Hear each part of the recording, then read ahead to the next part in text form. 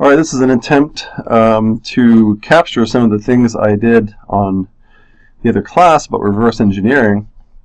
I printed off some examples of the sorts of patterns we see in Islamic geometric design. How do we know how something like this could be made? The first thing to decide is whether the grid is a square grid or hexagonal grid. And we can kind of tell if we look at any piece of this motif. What do you see surrounding it? You see four things around it. So that's suggestive of squares. Now, what is the tile? That is, if it's a square grid, then it's going to be a bunch of these squares repeating. Well, what's in the square? It should be the same thing in all of the squares. So what is in the square? And that can be a little tricky and take a little experimenting, and it kind of depends on where you start.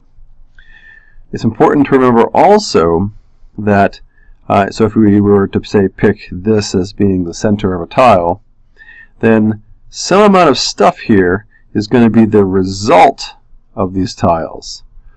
So let's pick something here. I'm going to get a marker, and this is not meant to be anything other than some brainstorming. So we probably don't want to, we'd be careful not choosing too big of a tile, although, let's see, let's try something. Let's try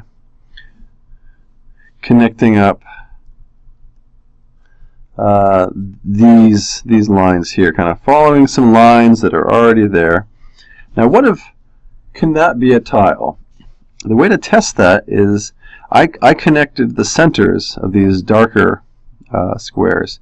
And if I did that a couple times, whatever I end up with in my square should be the same. I should end up with the same tile. And I do. I have the same design in each of these. The next thing to do is to say, well, how would I even design something like this? How would I do it if I were starting from a square? And part of that, one of the things you can do is look at the lines that are present that don't extend, and extend them. Remember, in the designs that you've done, what makes the finished design is about erasing lines. So if I were to just kind of go across here, extending, say first, any horizontal lines that I see, and I'm trying to see if I notice a pattern, if I can tell how they're spaced apart. The idea isn't to guess. I have to determine how they're spaced apart if I'm going to recreate this design using a compass and a straight edge. So those are all the horizontal lines across. And let me zoom in a bit more, actually. And if you look, I have 1, 2, 3, 4, 5, 6, 7, 8 divisions. So they're 1/8 apart. Now it's not hard to make something chopped in eighths.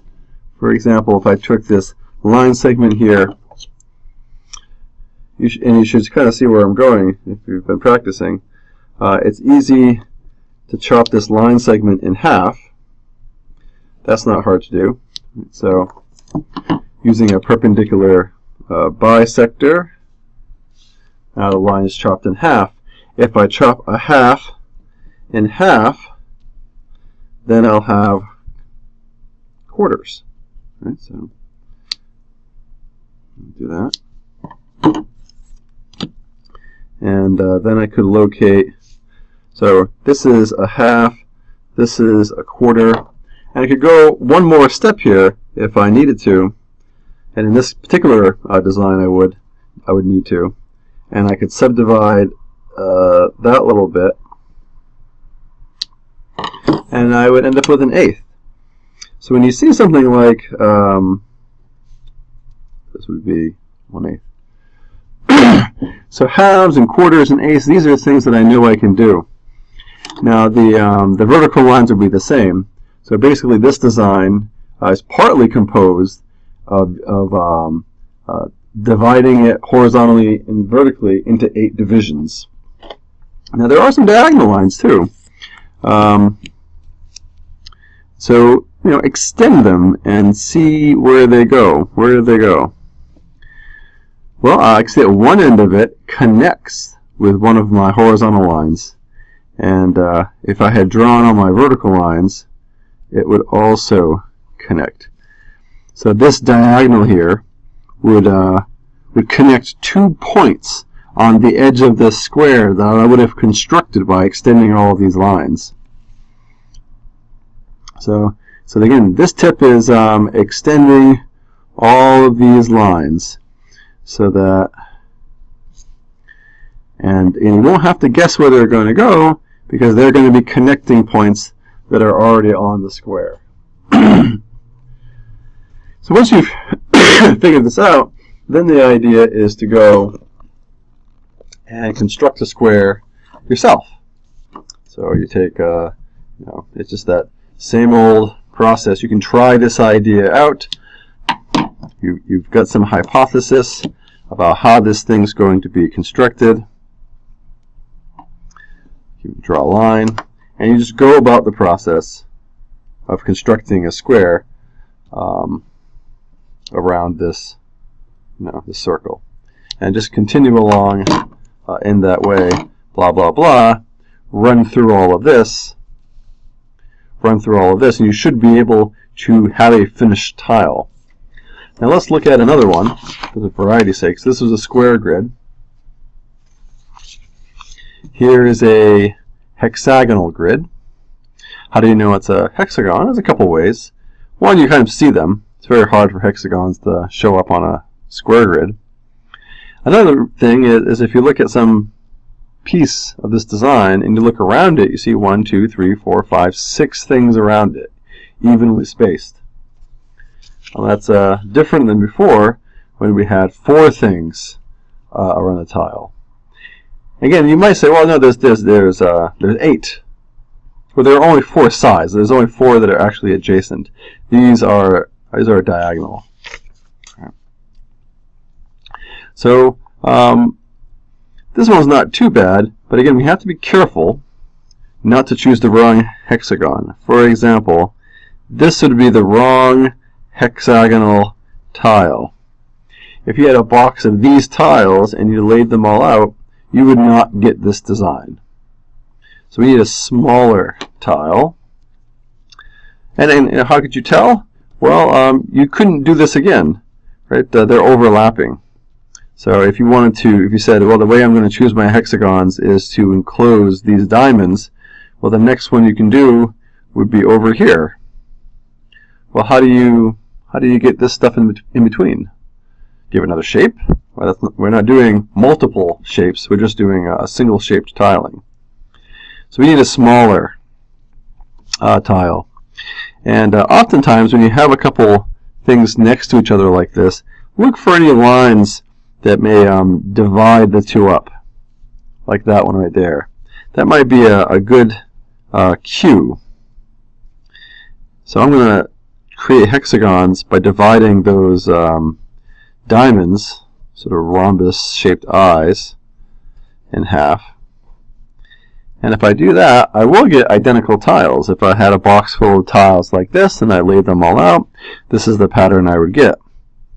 Now this isn't too bad. There's a star in it. And we can recreate stars pretty easily. We have lots of ways. We have enough ways. We have one. And the way we do that is by starting the hexagon construction, which creates 6 points evenly around a circle. Now, you can see that this star does, in fact, it connects those points, but, so I'm just going to kind of have some scratch paper off here on the side.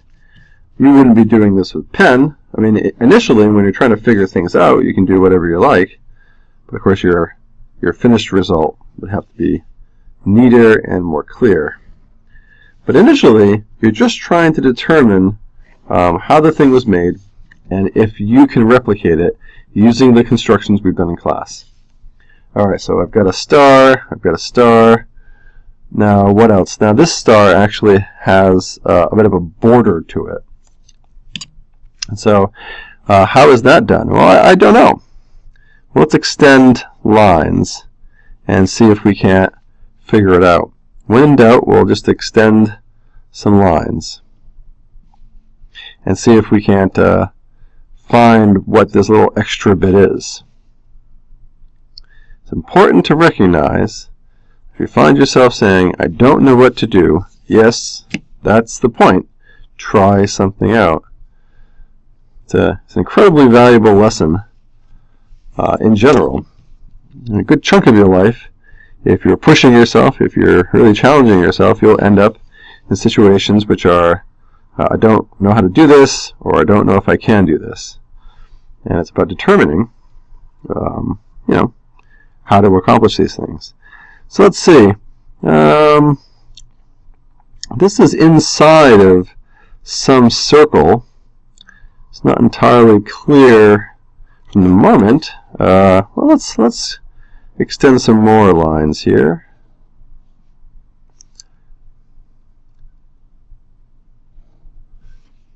The thing I'm trying to mimic here is not knowing. So I didn't go ahead and work this one out ahead of time. I did do it in class, I think, but I've already forgotten. So how are we going to get this white star on the inside? We have to determine this distance. Some other lines we can draw here.